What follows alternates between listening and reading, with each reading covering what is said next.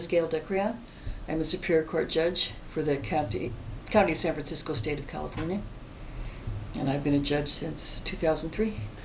And I won my position as a judge through election. And in 2002, I was seeking endorsements and support and learning what the community was looking for in a judge. It was an open seat, and there were 3 of us running for it, right? And someone recommended Denise, and I introduced myself to her, and she was very gruff and was like, "You want my endorsement, don't you?" And I said, "Well, yeah, if I can." But we talked. It was at the holiday party for one of the political action committees. I'm trying to remember now. Tomorrow, San Francisco tomorrow. Mm-hmm. And it was a very nice event. And when we left, she asked for my physical assistance because it was rainy and wet, and she had some hip surgery.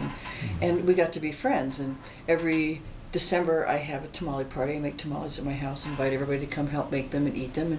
And she came, and she's being Denise. She comes, she enjoys the food, the conversation, she tells great stories. And when it's time to go and I give away leftovers, she has her container to take home leftovers. She doesn't want plastic bags or plastic containers.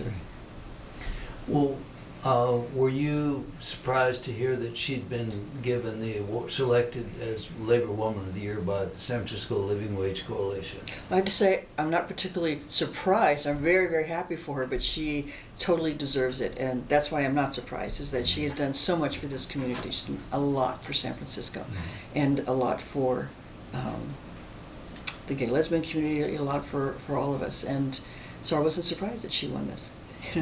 I do know she told me stories when she worked for the city about her efforts to get the city to recycle, and rather than just throwing papers away, pull off the paper clips, pull off the staples, this sort of thing. Would you describe environmentalism as her highest priority? I would say so, absolutely. Yeah. What would you say are her greatest qualities, her greatest assets as an activist? That she keeps herself very well informed on the issues. She just doesn't take other people's word for what's going on. She researches them herself and asks questions. And what I really love is every time an election cycle comes around, that she shares the research she's done on the policy issues and the propositions and sometimes the candidates, and makes her recommendations, which I always find very, very valuable. Humanity and heart is a great commodity, I think. And, I can't imagine anybody ever intimidating her. Well, no, I mean, I'm sure she's had her moments in life, but no, I wish I was as tall as her. And she has a lot of presence, and she has a lot of self-confidence.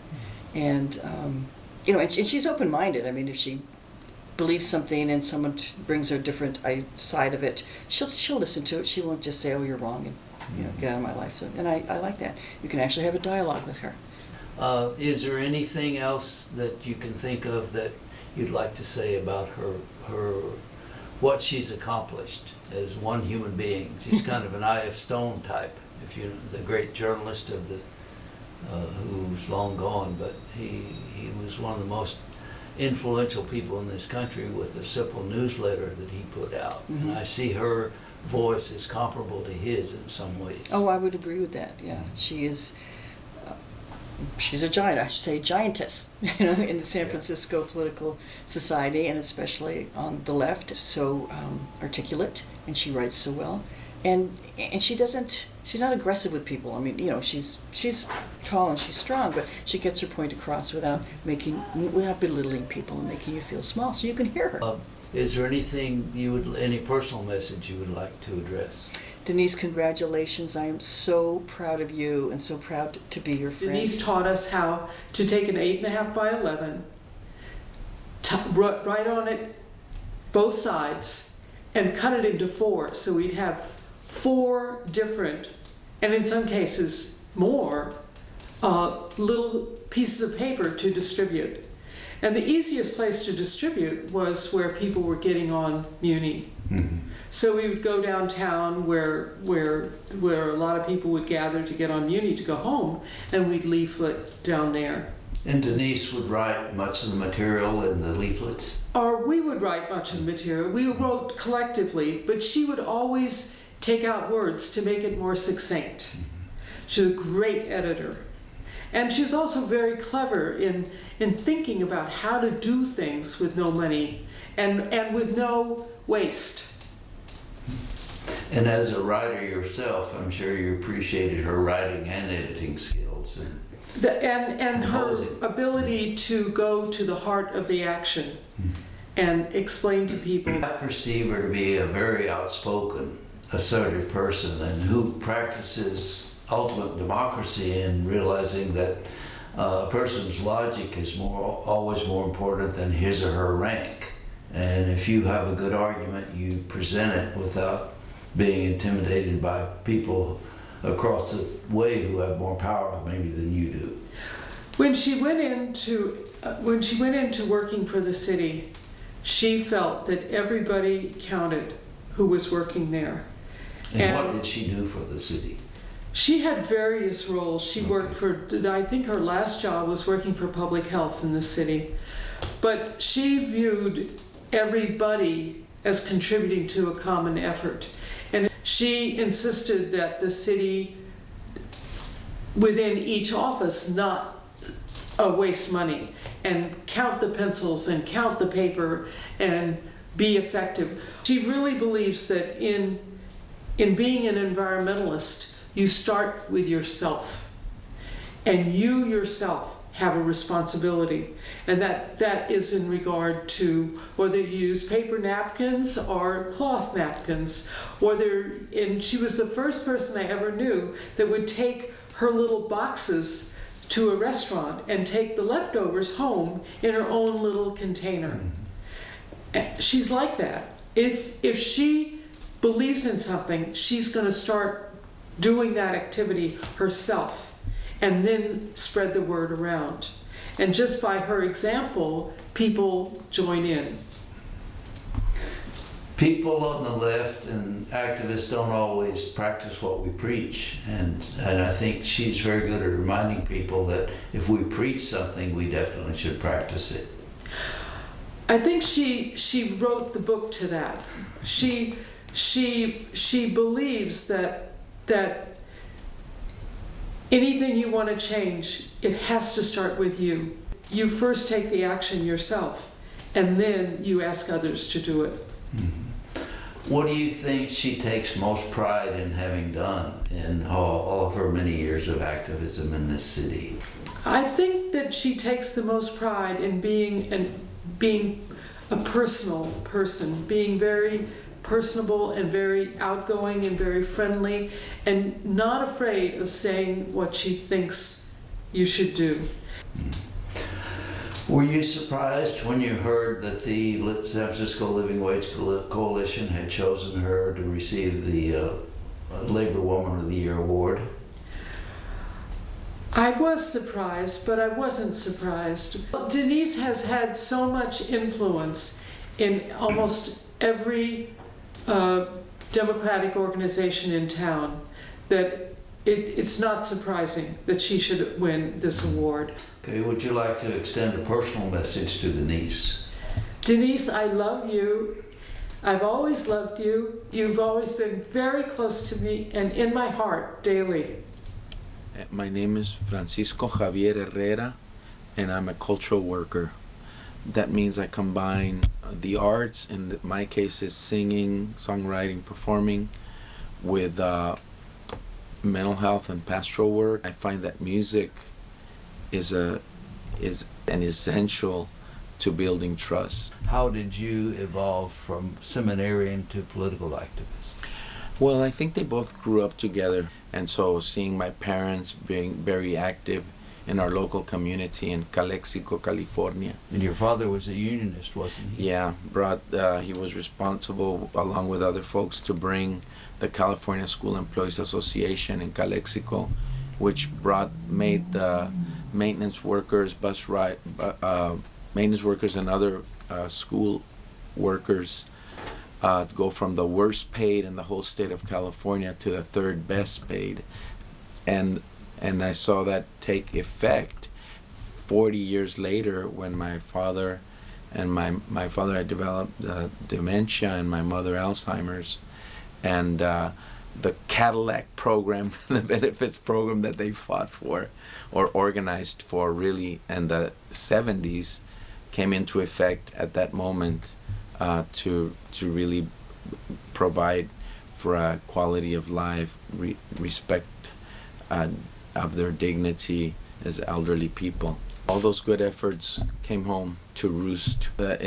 From my tradition, the Christian tradition, the gospel in one hand and the organizing platform in the other, or the guitar, but really the revolutionary cause. And so in my area, what I found was how music helped us tell the story, nourish our sense of strength and solidarity, and cultivate a real sense of real love. And I've learned tremendous examples from Central American, Mexican revolutionaries, from folks from all over the place. And speaking of revolutionary musicians, how did you meet David Welsh? David, I met him through the Freedom Song Network. And right there in the heart of it was David Welsh with that powerful voice, beautiful and heartfelt keyboard playing, inspiring, moving, getting us going with song, and taking on challenging causes that the mainstream would not take on, like support for Cuba, support for Haiti. What would you say is his greatest asset as an activist and a performer? Helping us focus on what the essence of a struggle is. Also, his other role has been to inspire us. It's wonderful to dream. I think that's a good thing, to be able to dream, because you could see results of what you want.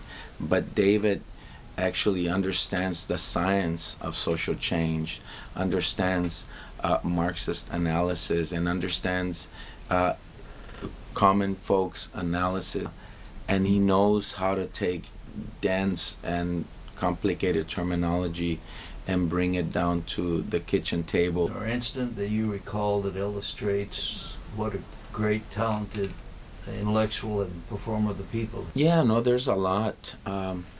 Let the little yellow school bus go. And the campaign to get so much support to the Caribbean.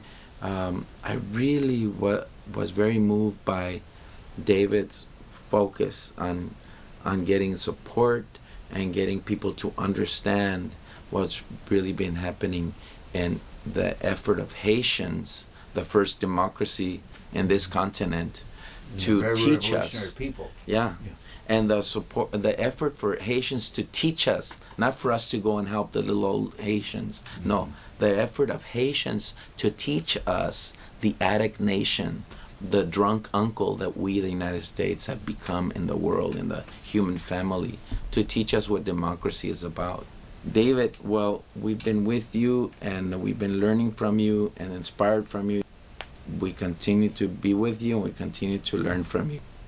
Gracias. Hey, my name's May Welsh, and I'm the daughter of David Welsh. Could you tell us something about Dave's evolution as an activist? He came to age politically, like in the civil rights movement. Good. So, I don't know my dad as an activist so much as I know him as a dad. And one of the things that people said that I really recognized in my dad is that he's one of the least cynical people that you'll ever meet. He really believes that the people have the power to change things. My view on Dave is that he's not cynical at all, because he deeply believes that other people are as decent as he is. Yeah, he does. He's in his 80s now, and he's still totally excited when he goes to a demonstration, and he still believes that people can make a difference. First political experience, like, he had already lived in Paris for a few years, where he had seen the demonstrations, the mass demonstrations of North African Algerians for their independence. Went to Harvard, and there was really a moment there where my dad could have gone on this track. It's kind of like society was taking him to a track where he would become one of these, establishment journalists, basically. And my dad was just like, I don't want to do this. He was excited by the movement. When he was, at the site of the killing of the 3 civil rights workers, and on that day when they found the bodies, and it was a big story and all these journalists were there, it started getting dark, and my dad didn't have a car. and there was a journalist named Nicholas von Hoffman. He wouldn't let my dad in the car because he said, "You're too close to those COFO people. You're too close to the movement. You're just dangerous to be around. I don't want you in our car." And then he went in and started investigating the death of the 3 civil rights workers, like to Philadelphia, Mississippi, where that had happened, and went to the library to try and figure out, like, learn more about the town and all that. And while he was there, a bunch of KKK guys kind of like surrounded my dad while he was going to his car, and beat him with a chain on the face, and I think they broke his jaw, and bloodied him. And he managed to get out of there with his life. But first he had to go back and get his colleague, who was a woman named Ruth Shine from the SWP. She was still in the library. He had to go back and get her, and she was a white woman, and she was wearing these white gloves on that day. And there was a mob gathering outside the library, and my dad's bloody, and he has to go in and get her back to the car. And she told me that she thinks the fact that she was wearing these white gloves and that she was a white woman and it was a very hot day was the only reason that the mob didn't turn on them. There were many opportunities for him to sort of like, where he had to sort of choose, like, which side is he on? Is he going to be one of these establishment people, or is he going to be in the movement? And it's like every time he chose the movement. 1965 or something like that, my dad got a job working for Ramparts full time, so he moved to San Francisco to do that. And one of the interesting stories they sent him to do was to go and talk to Eldridge Cleaver. At that time, there was no Black Panther Party yet. Ramparts got really excited about it. The editor said, "This is explosive stuff." So they sent Dave over there to talk to Eldridge, and my dad ended up helping Eldridge edit his writings into a book, which was Soul on Ice. Yeah. On May 1st, May Day 1975, my dad joined the post office as a mailman, as a letter carrier, and he also the same day joined the union. And he wanted to be a part of the working class. That's another thing, is my dad's really humble. He never calls attention to his own efforts. He's most happy, I think, being part of a really big movement. So my dad's done a lot of like sit-ins and hunger strikes and these kind of camp out situations over the years, right? Including up into his 80s, right? He's still doing it. If you put together all of the hunger strikes and the camp, the sit-downs and the camp-ins and the demonstrations that my dad has done, like, what would this add up to? And it's in the thousands. He went to Standing Rock, and it was freezing cold, and there was a blizzard going on, and he was in a 2-man pup tent. One of my first memories is when I was 3 years old. My dad took me to a demonstration, and he put me on his shoulders, and we were standing in front of a hotel in downtown San Francisco, and he was yelling "scab" at all these respectable looking businessmen and other people that were crossing the picket line. When my dad had this accident, he broke his ribs, he broke his femur and his hip, and his clavicle, his shoulder, part of his arm, Then on top of that, he had traumatic brain injury.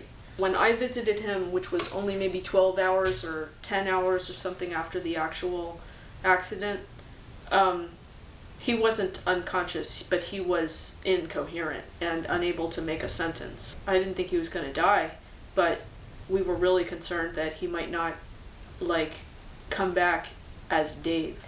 And then when he got moved to a different part of the hospital that wasn't intensive care, there was this never-ending parade. Union people and communists and musicians with instruments in tow. Okay. Yeah, it's hard to talk about him because, he's so special. He's the same way at home that he is with everybody else.